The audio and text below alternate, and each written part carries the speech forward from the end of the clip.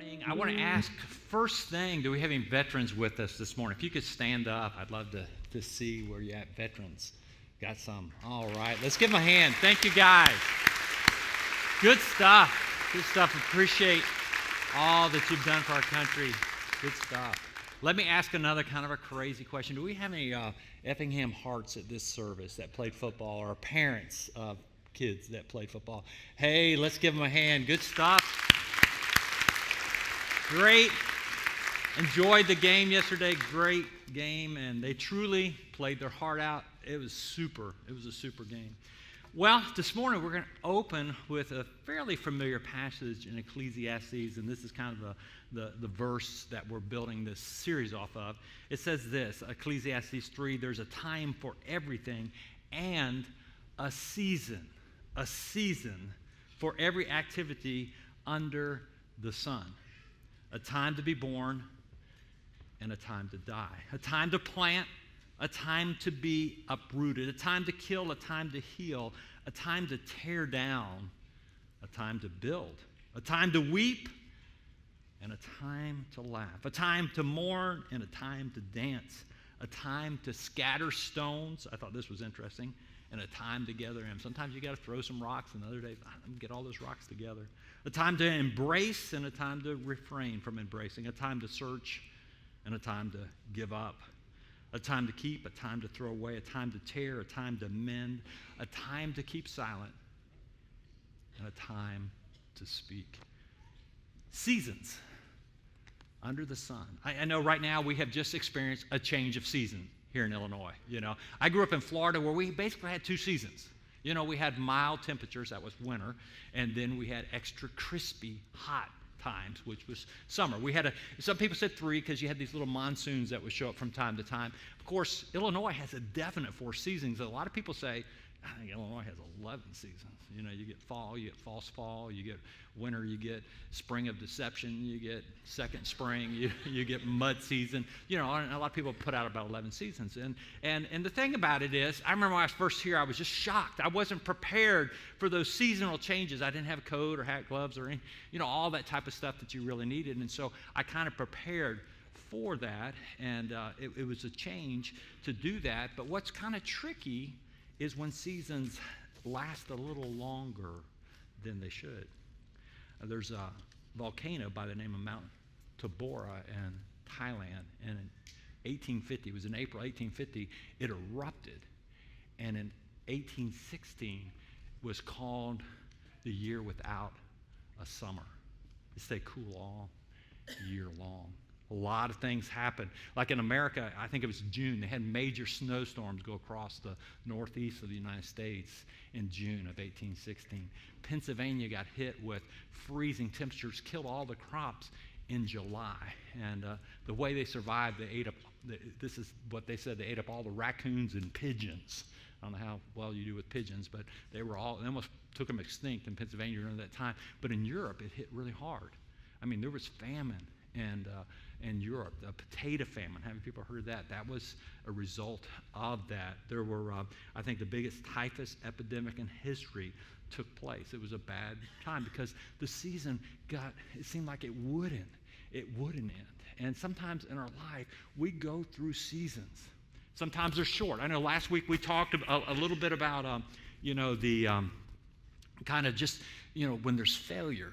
And we all face failure. We always have those speed bumps where, the refrigerator went out today, or went out to the car and it was a flat tire, or, we all of a sudden, something at work, a computer goes down, and sometimes we have this trifecta. I think they always happen in trifectas where you have 2 or 3 things happen on the same day.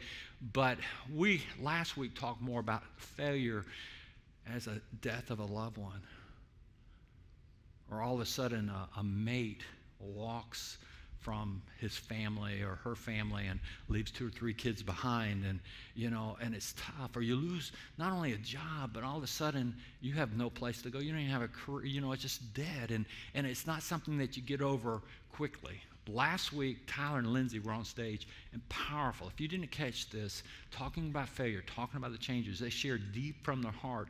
Very great message. It's on video. I encourage you to look at that. And as a pastor, when this type of stuff happens, and as a church, I've noticed as a whole, churches will try to rally, around people like that because you're kind of concerned. They took a big hit. This is going to be hard on them, and you kind of have those fears sometime if they're going to get cynical or they're going to get mad at God or turn from God.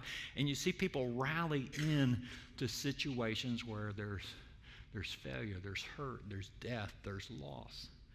But today I'm going to talk about something completely different. I'm going to talk about seasons of success. Or you walk into a season of success where everything goes right, really right, where your prayers seem to get answered before you pray them, where you meet Mr. or Mrs. Right and you marry them and you have two little perfect little angelic kids that the neighbors like, where did that kid come from? That obeys the parent at everything. Where you get this incredibly great job, and then at the great job, you get a promotion, and then in the promotion, they give you multiple bonuses in a year where you are the MVP, where you get your PhD, where you get a lot of extra PTO. I'm talking about that type of thing where you are in the zone of success. And when you putt, the golf ball, it goes where? Yeah, we have a few golfers. There's two of us here today. Goes in the hole. Sometimes those golfers are crazy. They get in that zone, and it's just like, they're about the 17th hole, about 25,000 under, and it's just like, watch this. Boop. But it's that zone that you kind of get in, and here's my observation. I don't have any stats. I haven't done any major research. I haven't read any books on this or anything like this.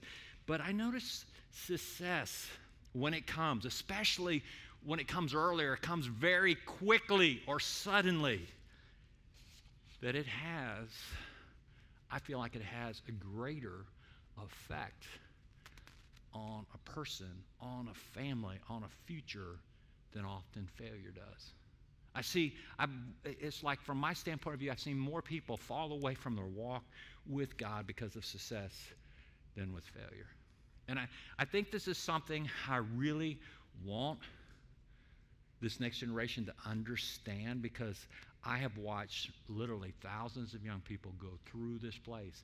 And I've seen some of the most successful kids that have things going right get sucked into that success, and they never, ever return to any roots in God.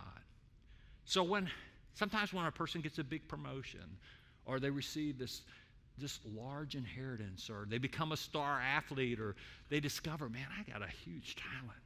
Or that little 13, 14-year-old girl that just is scraggly ragamuffin, and then when she shows up in 9th grade, all of a sudden the school nurse is freaking out because all the guys have whiplash. And because when she walks in the room, it's like, whoa, who is she?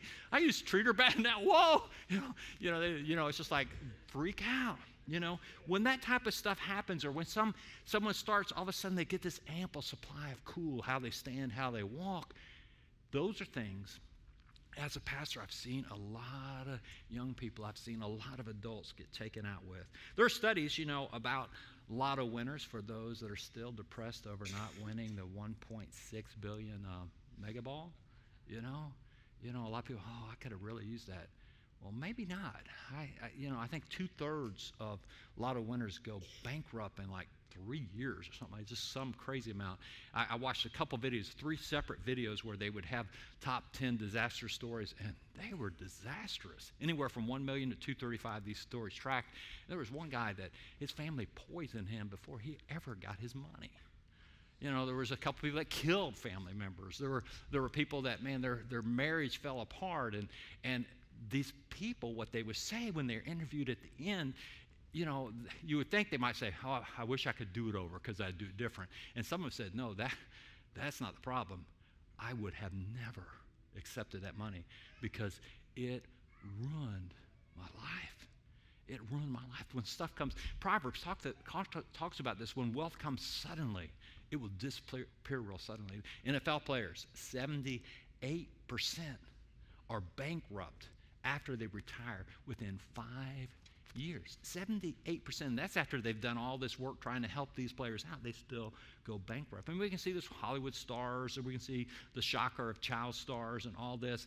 But it can happen, with success. It can happen as people gain power. We've seen it on political figures. We've seen it on CEOs, even pastors. Sometimes when they get that success, it can cause problems and cause people to compromise their integrity. Yet each in this room would say, hey, PV, I wouldn't mind trying it a little bit. 7-figure here or something like that. I think I could handle it. Try me out, And we have that. But there's an interesting proverb, and I've always been a big proverb reader throughout the years, and I never, ever liked this proverb. It just would mess with me. Proverbs 30:7-9. 2 things I request of you: deprive me not before I die. Remove falsehood lest far from me. Give me neither poverty nor riches. Feed me with the food allotted to me, lest I become full and deny you and say, who is the Lord? Or lest be poor and steal and profane the name of the Lord. I always felt like, that person's a loser. That's not real smart. I'd always breeze over that because, man, I was real driven and it just didn't make sense to me. But as the years have gone by, I can see that, man, there's some dangers if we don't understand success. Jesus was aware. Jesus made a statement, how hard is it for a rich man to enter the kingdom of God? Because he understand, he saw some of those problems with it. And I think you'll see the success mindset that can hit us in a few minutes, and I think you'll understand it. Deuteronomy 8:10-17. When you have eaten and are full, then you shall bless the Lord your God for the good land which he has given you. Beware that you do not forget the Lord your God by not keeping his commandments, his judgments, his statutes, which I command you today, lest when you have eaten and are full, and have built beautiful houses, and you dwell in them, and you have herds in your flocks, and they're multiplying, and your silver and your gold are multiplying, and all your stocks are going up, and all you have is multiplied. When your heart is lifted up, you forget the Lord God who brought you out of the land of Egypt. And the very last part, if we can scroll to the very last verse, it says, then we say in our heart, the very last line, my power, say my power, the might of whose hands? My hands have gained who? Me this wealth. We get this mindset that, hey, I've done this. I've pulled this off. I'm smarter than this guy. That's why I'm successful in business. I'm a better athlete than him. That's why I'm here. And we start that mindset. Well, I want to look at a case study. And let me put it this way. We talked about 7 figures, lottos, and NFL. But when I talk about success, I think it can happen to any American because we're pretty successful. We're in the top 1% or so. I think it can happen when any of us get to that place where we start to get comfortable. Or it's like we can kind of begin to self-solve, and it's like we go day, week, month without really talking to God because, we can figure it out. I don't need to draw any wisdom. And sometimes we can all fall into this. But I want to look at a case study. And no case study really stood out me better than the life of Saul. And we want to look at him. We don't have him on Instagram. I haven't seen any pictures of him on YouTube or anything like that. But we do have this snapshot of Saul's background, of his family, and kind of what takes place. And it happens in 1 Samuel 9:1-2. And this is talking about his family. It says, there was a man of Benjamin whose name was Kish, the son of Abiel, the son of Zeror, the son of Bekor, the son of Alpha, a Benjamite, a mighty man of power. Now we're going to dissect that a little bit in just a moment. And he had a choice and handsome son whose name was Saul. There was not a more handsome person than he among the children of Israel. From his shoulders upward, he was taller than any of the people. And that actually reads, he was taller than the tallest person in the land. He was head taller than the tallest person in the land. So we have this description, first starting with his dad, and he said Kish was a mighty man of power. And those are some interesting Hebrew words put together. One of them is real rare. That word mighty actually means champion or proven champion / giant. Good indication that Kish, Saul's dad, was pretty tall, as we'll see in a moment, because Saul was described even taller. Mighty man of power. That word power is the rare word. And this is his dad, Kish. And the thing that makes it rare is it's a compound word. It's not like, man, he was powerful, man, he really had muscles, he's really strong. No, it's compound. He was strong and had power, but this guy had a lot of business ingenuity. He could make things happen financially. He could fix things. He had engineering. He could pull stuff out. Plus, there's another component. He had a lot of clout with people. He could rally people together. He was a complete meal deal that when Kish got involved, man, things were going to happen. That's the type of family that Saul grew up in.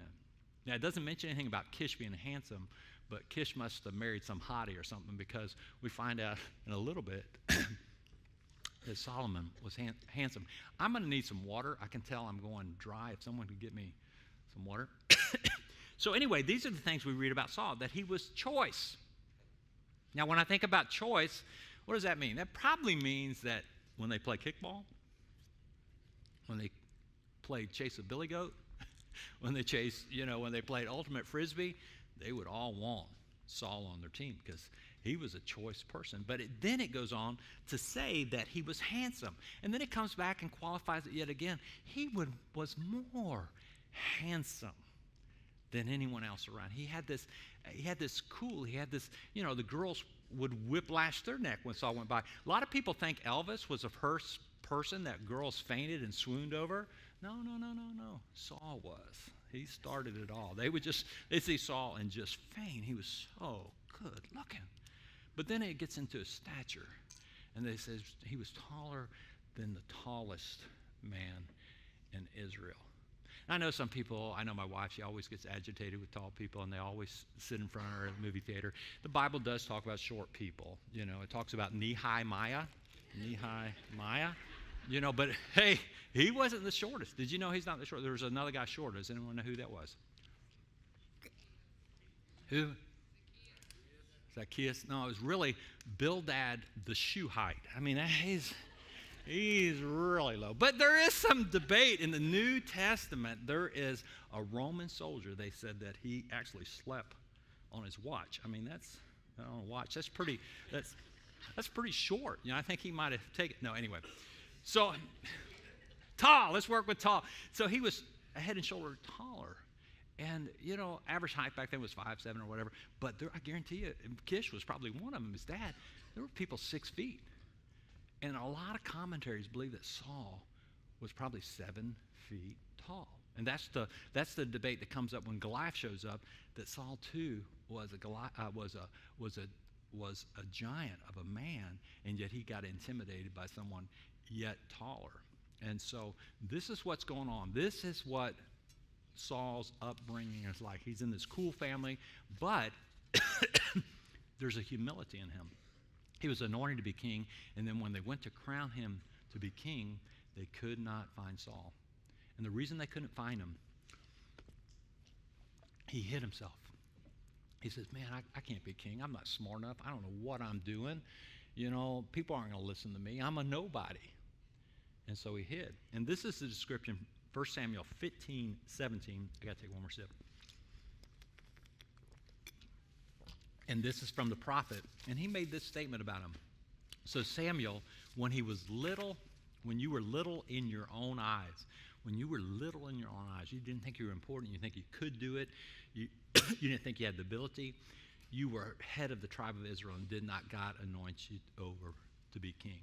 And I think that's an important part, and that's how Saul started. But as he became king, as the homage started coming, as people would bow before him and bring him gifts and all the glitz and the money and the recognition, he began to change.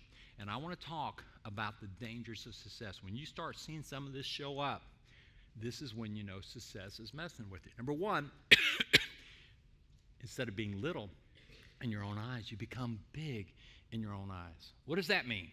It means when you're in a checkout line, it's kind of like, gosh, I am in a hurry. I'm important. I've got to be somewhere. And why? I need to be in front of you, and why are you taking so long? Or you're in a line of traffic and you're surrounded by idiots and people driving this. You know what? I've got somewhere to go. I don't know what you get a life. I'm important. Get out of my way. I'm going to Steak and Shake, and you came in that shortcut way. I've done that sometimes when they shortcut. It's like, why, you need to go around the building, come in, because, that's the way it is, And you start doing this stuff when you make a decision with your wife and you think, that's the stupidest thing I ever heard. You need to listen to me. I know what I'm, and all that type of stuff when we start to become big in our own eyes. And when you start or I start to do that, it's a dangerous place to be because it keeps going down the path. The second thing is we impatiently leave out God and other godly people out of our life. We start to become independent of God or any outside voices of other godly people. There's a story, I'm just going to refer to it. There was a battle coming up, and Samuel was the prophet. And Samuel said, don't do anything till I get there. So Saul's sitting around, and he starts to get impatient. That's another sign that you're having a problem with success. You get impatient. You need to be there first and everything. And Samuel wasn't showing up, and he was getting bent out of shape. And so he says, well, Samuel's sure he's a prophet. Here's some, I'll do the sacrifice. I'll bless the troops. And he goes ahead and does that before Samuel gets there. And Samuel said, what have you done? You're not taking any, you're standing by, you've isolated yourself. You're independently moving. You're not involving your team. You're not moving forward properly. And that's another sign that there's a danger coming on, is you're leaving God out of the mix. You're not talking to God about it. You might ask him to bless it after the fact, or, you're not getting counsel of other people because you're just so brilliant, big in your own eyes. You can begin to figure it out. The third thing that we see is allowing our job, our importance, our positions, our ministry to kill our family. There's another story in 1 Samuel 14. I'll let you read that at a different time, that there was this battle, or they were pinned down, and Saul had a son by the name of Jonathan, and he stepped forward, and all of a sudden victory started to happen. And all of a sudden, all of Saul's troops along with Saul starts moving forward, and victory starts to happen. So Paul makes this statement, like he says, anyone that eats any food today, they shall be put to death. And of course, Jonathan, his son, doesn't hear that. So later in the day, he's getting weak, and he sees some honeycomb, and he eats some of that. And then when it comes out that Jonathan has eaten the honeycomb, Saul, it's like, my image is important. My words are so important. And, I did say that, so go ahead and kill my son, because, I did say that anyone eats honey, needs to be killed. And the people rose up and said, no, you can't do it. But Saul, because of his importance and bigness in his eyes, he was willing to let his family die. And sometimes we can get real important. Work becomes so important. Ministry becomes so important. Our position becomes so important. Our political influence. So we will crush anyone in our way, whether it's our marriage or our children. This is pretty scary stuff. Number 4, we see that his image trumped, or it was above, his obedience. 1 Samuel 15:22 reads this way. So Samuel the prophet said to him, has the Lord greater delight in burnt offering or sacrifice as in obeying the voice of the Lord? Behold, to obey is better than sacrifice, to heed than the fat of rams. Samuel the prophet, at God's direction, had told Saul, don't keep any booty from this war. Just destroy it all. Don't keep any goats, don't keep any sheep, don't keep any clothes, don't keep any gold. Burn it all. Put that behind you. And so Saul gets in this battle, and all of a sudden he realizes, man, these are some good quality sheep. Hang on, let's put those to the side. Man, look at that camel. Look at that horse. He's real studly looking. I want that horse. And this gold. And look at those clothes. Man, they got some good fashion. I've never seen a jacket like that. And so his people started collecting that. And he says, well, I'll tell you what. Why don't we just sacrifice? Why don't we just give a little tithe, a gift, and we'll just kind of keep this? And he chose sacrifice over obedience. And sometimes we start to do that. Well, I know God wants me to do that, but I'll just shoot some money over there. And we'll see sometimes some very wealthy people all of a sudden say, well, I'll tell you what, I'll give $1 million. And everyone freaks out, $1 million. And for a multi-billionaire, that's like 0.001%. It's just nothing, But God calls us to be obedient. Whatever God, and that's another thing that starts to show up when success gets in the way. The next thing we see is our jealousy, our anger, and our insecurity, our paranoia. It starts to come out as when people around us start to get successful. If success is driving you, we get intimidated by this. We have the story of the song in 1 Samuel 18:7-9. So the woman sang and danced and said, Saul has slain his thousands and David his 10,000s. And Saul was very angry. He was ticked. He started to bowl, and saying, this displeases me. And he said, they have ascribed to David 10,000s and me ascribe only thousands. Now what more can I have but the kingdom? So Saul eyed David from that day forward. He freaked out that someone was doing better than him. And success will start to attack people around you. Sometimes successful people, it's like if someone else gets successful, they will take out the competition. Get brutal with it. If someone's winning at something, it's like, hey, we will do whatever it takes to win, to be ahead in this race, and to be ahead in this corporation, to be ahead, what we do. And it can get very brutal. And we see just the very next verse, 1 Samuel 18:10, and it happened on the day that a distressing spirit from God came upon Saul, and he prophesied inside the house. So David played music. He started worshiping with his hand at other times. But Saul, there was a spear in his hand. It said that Saul, he took that spear and tried to kill David. One thing that success will do, we will begin to kill out thankfulness and worship in our life. We'll start to kill it. And I've seen sometimes people that get successful, it's like, they'll try to kill people around them. They'll try to kill out worship and Thanksgiving. It's like, man, that's the last thing I want to hear in my car is worship music. I get enough of that at church, and I get too much of it at church. I think they ought to do maybe 2 songs or 1 song. I just don't like that stuff. I don't understand that stuff. That's a sign that you don't understand, and your heart's not pliable, and your eyes aren't small before God, and you've lost your desperation for Him. And then last, we involve others in the destruction of good people. So often all of a sudden we start to corrupt others. We've got to win at all costs, whether it takes stirring up a group of people or whatever, so we can win. And we see this in 1 Samuel 22:17-19. Then the king said to the guards who stood with him, turn and kill the priest of the Lord. They were going to kill the priest of the Lord because they kind of sided or they agreed with David on something, and because they knew when he fled, and they didn't tell me, but the servants of the king would not lift their hands to strike the priest of the Lord.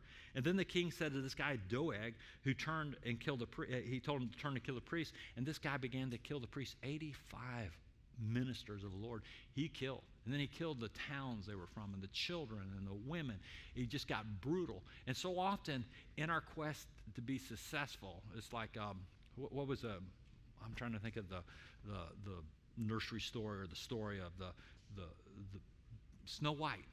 All of a sudden when she started losing her beauty, she wanted to kill Snow White. And that's that concept. It's like, hey, I'm going to involve other people, whether it's gossip, whether I get false accusations on these people, whether I start rumors, whether, I literally murder them. And that is capable of us when we get under success. So real quick, I want to look at how do we navigate this. And I've seen some people navigate this. It's not like, oh, there's success or there's a promotion, let me run for my life, or all of a sudden you find out that you can throw a football farther than anyone else. I need to run for my life and never see a football again. Or all of a sudden, you look halfway decent for a few years and you get a big, I need to, shave off my nose or something, how do you navigate it? I think, number one, I think this is real important, is we literally need to stop and kneel on a regular basis and acknowledge God.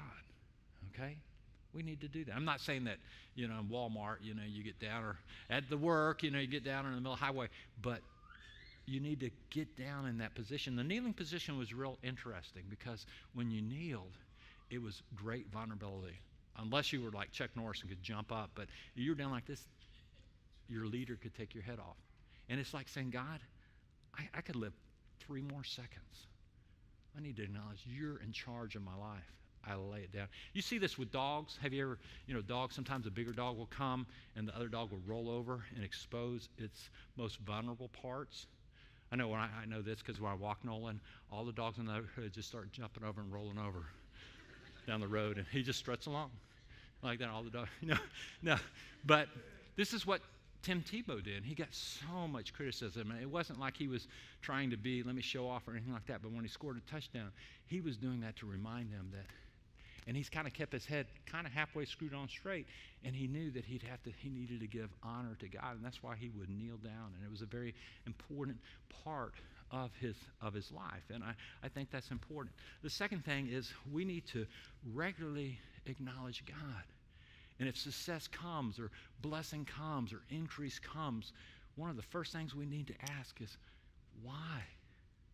Why has this happened, God? What should I do?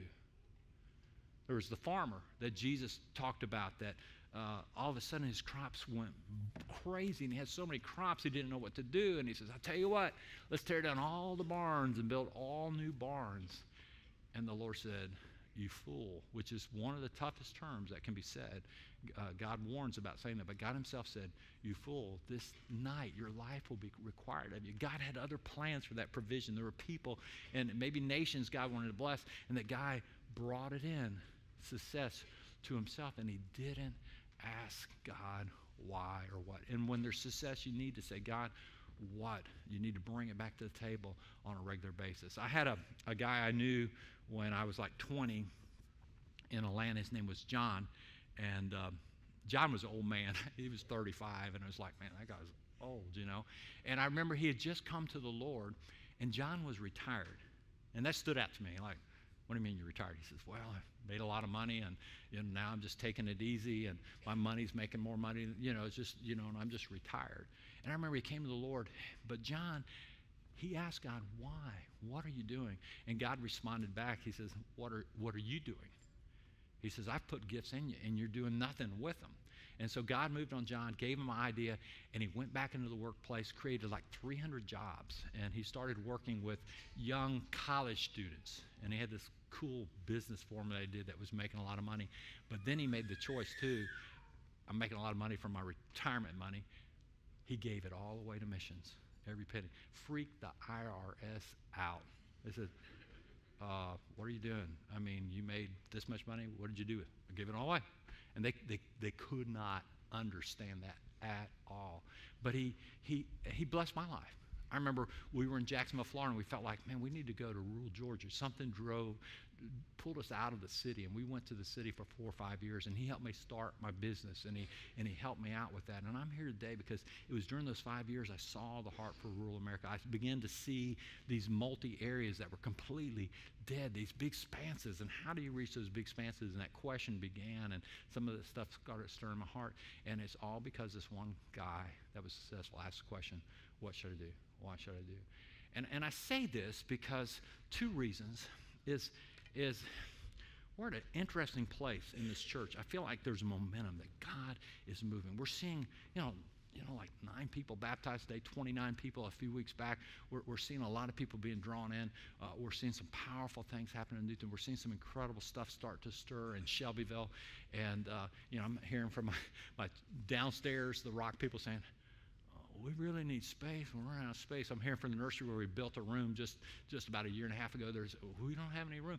And I'm seeing, gosh, we need a children's wing. We need money to, even for Shelbyville, to start that. And I'm seeing these different things firing. And it's like, what's going on? And I'll be honest with you. I've been praying. I says, God, I just pray that you move and give promotions to our people, you grow them, that you bless them, and that they'll be generous, and they'll ask the why and what question.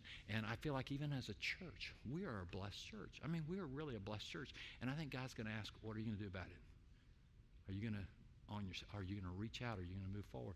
And these are some questions, whether it's here or somewhere. I think we've got to ask that question, like, God, where can I invest in the kingdom? Whether there's another church or another ministry, we need to ask those questions. I think it's very, very important. The third thing is, if you get in that position, man, you need to really quickly strengthen your spiritual disciplines. Daniel in the Old Testament, he was very successful. He was like the second man in charge over the whole Babylonian kingdom, and he knew, I've got to keep my head screwed on straight. So 3 times a day, he would shut things down and get in the presence of the Lord and begin to pray, worship, study. And he'd take 3 times a day.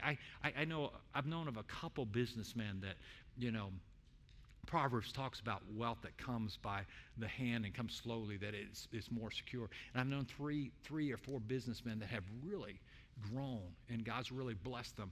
And these guys, one of them was one of my dad's friends, very, very successful person. And he, every morning before he saw people, he had a stronger Bible study. He'd put most pastors to shame. I mean, he would literally, I don't have any meetings before this for the first hour or so because I'm spending time with God. And before he got with anyone in his multi-layered, conglomerate of businesses, he would spend time on his knees before God, spend time in the Word of God. And this is the way I've seen several different people, and they navigate it really well, and God really seems to flow through them. And then the last thing is to build that healthy core. We talk about this all the time. These are our core values. You need worship in your life on a regular, daily basis. You need community in your life. You really need some close friends, those call you out friends, like that don't always say the nicest thing, but they'll say, hey, man, you're riding high in your underwear right now or something. You're riding a high horse or you're getting off there somewhere. I want to reel you back in. And you need friends like that. Well, I used to have friends like that, but they're not my friends anymore. You need to go back and find them. You need to go back and thank them and say, hey, let me invite you back into my life. We need friends like that. We need sometimes wives and husbands like that. That's very important. We need that community. Serving. I think it's important that we serve. We are never too important to serve. Talked to a pastor down in Louisville, and he had this one person that came. He was a brain surgeon ahead of a group of brains. He was just, and he was over a couple hospitals or a group of hospitals. He was kind of the main guy. Incredible leadership skills. And as he came to church, he said, man, this would be a great guy to use in leadership because he really understands leadership. And the guy says, nope, I don't want to do that. I want to work in the nursery. I want to take care of babies. And he's done it for year after year after year. And the pastor says, why are you doing that? He says, I need to do that because it keeps my head on straight. I got to realize that I'm not all that important. And probably the biggest thing I do all week is take care of those babies, work, fill out time in the nursery. And I always love that story, hearing that. And being generous, just have a plan. Be faithful over small. Say, hey, I want to have a plan with my generosity. And then last, find mission, and that's what my friend John did. He not only blessed people in mission, but those 200-300 kids he had every year. He had a revolving group of kids. Many of those kids are serving the Lord, are so involved in things of God today because in his group time with his kids, as he got them different places, he would share his faith with them. They would do Bible studies together. They would seek God together, and he would take them on mission trips with them. And those individuals that he had a lot of influence on as their boss and over that business, he just was such a blessing to. Just neat to see. Will you stand up with me?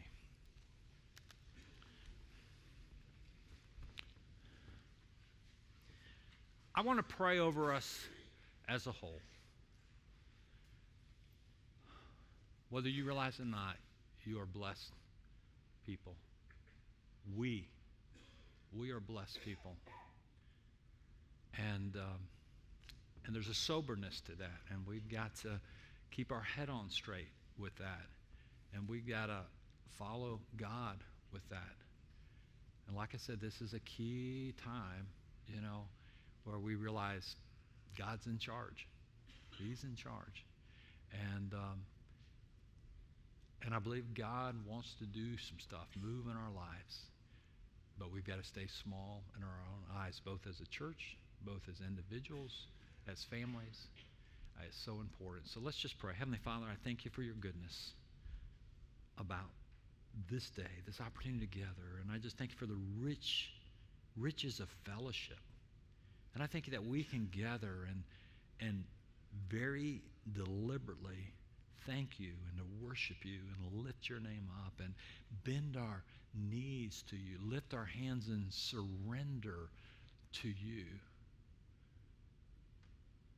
I pray that we will press in to you daily and we won't get too important and go a day, 2 days, 3 days without spending time with you.